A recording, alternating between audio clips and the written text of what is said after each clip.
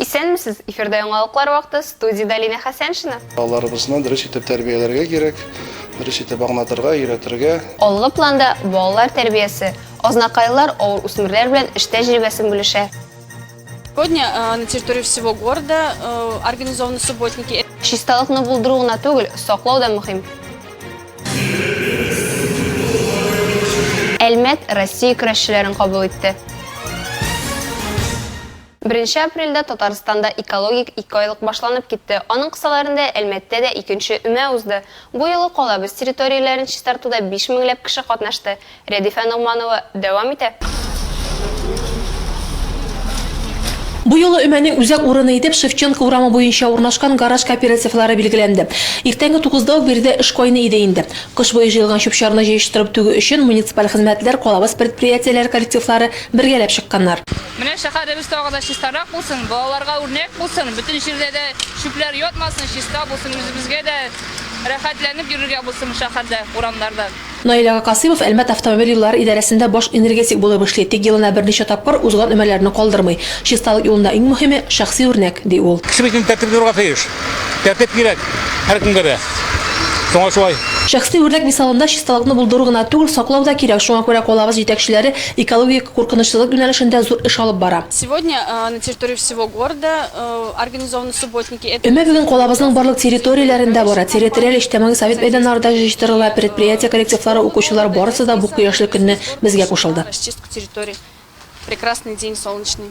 Экология 2 айлыгы башланганнан бирле көн күреш калдыклары полигонына калабыздан 3000 километрдан артык чүп-чар чыгарылган. Төрле чистарту акцияләрендә 55 меңнән артык әлмәтлек катнашкан. Рәдифә Нугманова, Марат Халиуллин, яңалыклар вакыты, Луч Әлмәт телекомпаниясе. Азнакай шәһәренең мәдәни үзәгендә ведомство ара социаль имин булмаган гаиләләр белән эшне оештыру буенча эш төркеменең күчмә утырышы узды. Анда Татарстан Республикасының хезмәт, мәшгульлек һәм социаль яклау министры урынбасары Юлия Абдреева, Республика наркология диспансеры баш табибы урынбасары Резида Хаева, Татарстан Республикасы яшьләр эшләре буенча министрлык консультанты Рөстәм Юсупов, 12 районның балык булмаганнар эше буенча комиссиясе, консилиум рәисләре һәм сәркатипләре, районның мәгариф идарәсе җитәкчеләре, мәктәпләрнең тәрбия эше буенча директор урынбасарлары катнашты. Кунакларны сәламләп Азнакай муниципаль район башлыгы Марсель Шайдуллин социаль имин булмаган гаиләләр белән җитди эш алып барылуын билгеләп узды. Алар белән иҗтимагый тәрбиячеләр, депутатлар төрле профилактик чаралар уздыралар. Нәкъ менә алар катнашында патриотик рухта чаралар, спорт чаралары күп үткәрелә, диде җитәкче. Балаларыбызны дөрес итеп тәрбияләргә кирәк, дөрес итеп аңлатырга, өйрәтергә, мәктәптә шушы төрле спорт майданчыкларында шушы дөрес итеп патриотик рухта тәрбияләргә үзебезнең балаларыбызны шушы әти-әниләр белән эшләргә кирәк, балаларга дөрес тәрбия бирергә, дөрес итеп аңлатырга кирәк. Менә шушы безнең бурыч җитәкчеләребезнең. Азнакай районында 2021 елда профилактик учеттан 57 яшь үсмер төшерелгән. Бүгенге көндә ведомство ара патронажда 39 социаль имин булмаган гаилә исәптә тора. Аларда 82 бәлиг булмаган бала тәрбияләнә. Бәлиг булмаганнар эше буенча комиссиядә 34 бала исәптә тора. Без бүген Азнакайда зональ киңәшмә уздырабыз. Анда 12 район катнаша. Социаль яктан авыр хәлдә калган гаиләләр белән эш мәсьәләләре хакында сөйләшәбез. Килеп туган проблемалар, аларны хәл итү юллары турында сөйләшү бара. Конкрет гамәлләр, гаиләдә булган конфликтларны өйрәнеп, алдагы эшчәнлек өчен яңа перспективалар билгелибез. Гаиләләрне авыр хәлдән чыгару юлларын эзлибез. Утырышта районнар буенча социаль имин булмаган гаиләләр белән эшкә анализ ясалды. Аяклык ноктасы проектының тормышка ашырылышы, дәүләт ярдәмендә мохтаҗ балаларның җәйге ялын оештыру мәсьәләсе каралды. Илмира Шәрифуллина, Рөстәм Әкбаров, яңалыклар вакыты, Луч Әлмәт телекомпаниясе. Күп кенә тәртип бозу очраклары эшсезлектән килеп чыга ди белгечләр. Шуңа күрә балаларны һәм үсмерләрне кечкенәдән теге яки бу шөгыльләр белән кызыксындырып үстерү зарур. Бигрәк тә моның өчен җирлек барда.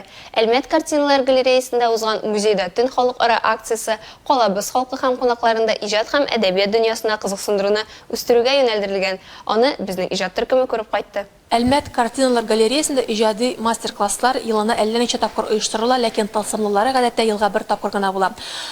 Андый мастер-класслар халыкара музейлар төне кысаларында уздырыла. Ләкин быел аны иртәрәк уздырып, халыкка алдан хәбәр саласы иткәннәр. Эбру техникасы безнең илгә көнчыгыштан килгән. Суга махсус буяулар тамазып эшләнгән бизәкләрне төрле тукымага төшереп, гаҗәеп матурлык тудырырга ярдәм итә ул. Картиналар галереясы хезмәткәре Лидия Феодорова сүзләренчә, моннан тыш биредә башка күп төрле остаханәләр эшли. Аларның барысы да рәсем сәнгате техникалары белән бәйле. Шәхсән үзе теләге булганнарга тукымалардан уенчыклары буярга өйрәтә. Бу һәм башка техникаларны музей хезмәткәрләре үзләре өйрәнеп әлмәтләргә үз куллары белән матурлык тудырырга мөмкинлек бирә шулай. У нас по Пушкинской карте очень много. У нас ходят ребят, в основном это бывает у нас в периоды каникул, зимний, осенний, весенний, как говорится, ходят классами. Вот, и мы проводим полноценно. Безгә бик күп балалар каникул чорында йөриләр. Без шулай ук шәхси остаханәләрдә оештырабыз. Аның өчен ни бары шалтыратып язылырга гына кирәк. Не обязательно приходить группой, можно созвониться с нами и сказать, что вы хотели. Пожалуйста. Музейда төн акциясына килүчеләр өчен галерея буенча сәяхәт тә шуңа өстәп квест уенда әзерләгәннәр. Шулай итеп әлмәтләргә шимбәк өчен күңелле һәм файдалы итеп уздырырга мөмкинлек тудырганнар. Халыкара музейда төн акциясында картиналар галереясы эшен шулай ук дәвам итәчәк. Киләсе шимбә 21 май көнне биредә балалар, яшүсмерләр, яшьләр һәм фантастика жанрын үзеткән өлкәннәр өчен күренекле Гарри Поттер әсәре буенча квест уен һәм квиз узачак. Рәдифә Нигъматова, Марат Халиуллин, Яңалыклар вакыты, Луч Әлмәт телекомпаниясе.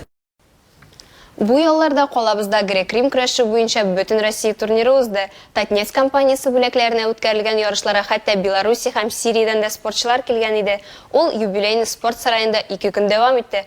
Зур спорт бәйрәмендә без дә булып кайттык.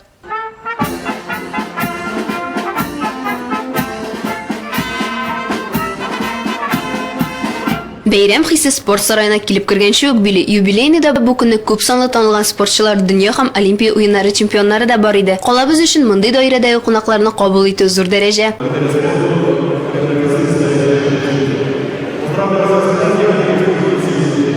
Россия чемпионатын ачу тантанасында катнашучыларга Татарстанның спорт көрәше федерациясе президенты Экзам Гобайдуллин мөрәҗәгать итте. Ул үз чыгышында грек-рим көрәшенең күп еллык тарихы һәм әлмәт көрәшчеләренең уңышлары турында аз сызыклады. Калабызның уңышлы спортчыларына һәм аларның тренерларына республика федерациясе бүләкләрен тапшырды.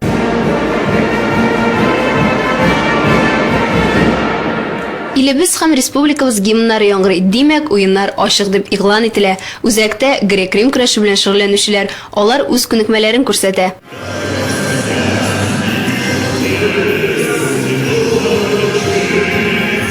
26-нчы бөтен Россия турниры Татнефть призларына үтте. Спорт чарасының оештыручылары Татнефть аша акционерлар җәмгыяте, республиканың спорт көрәше һәм Әлмәтнең Тушы грек-рим көрәше федерацияләре. Катнашучыларның географиясе да киң. Россия төбәкләреннән тыш бирегә Беларусь һәм Сириядән спортчылар килде. Чемпионат барлыгы 144 спорт мастер кандидатын җыйды. Бөтен Россия ярышларында 86 үсмер һәм 206 ир-ат катнаша. Соңгылары арасында 60 спорт мастеры һәм 2 халыкара класслы спорт мастеры да бар.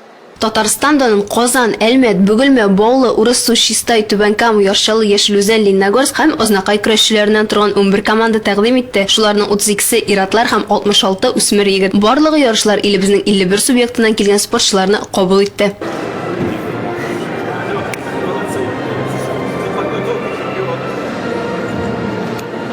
Татнефть компаниясе от спортын үстерүгә дә зур өлеш кертә. Нефтчеләр ярдәме белән һәр даим төрле масштабтагы спорт чаралары уза.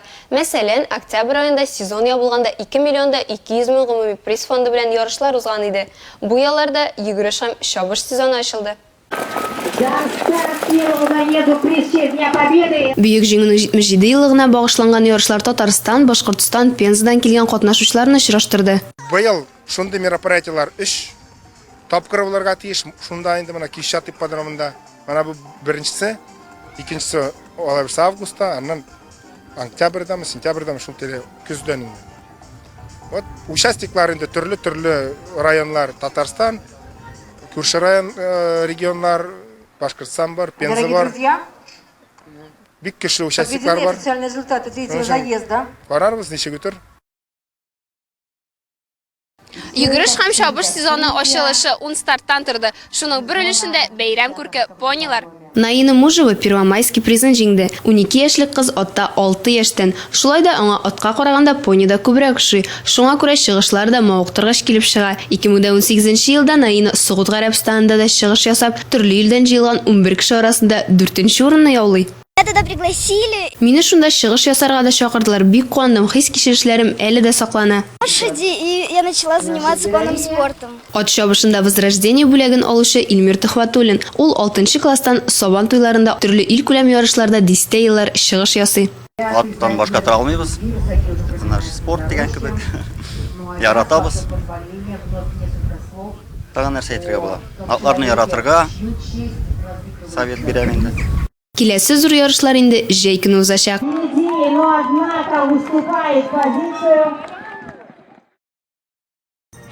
Бу сезгә җиткерәсе соңгы мәгълүматыбыз иде. Мин Динә Хәсәншин һәм монтаж операторы Булат Усманов сезнең белән сау булашабыз. Исән-имин булыгыз.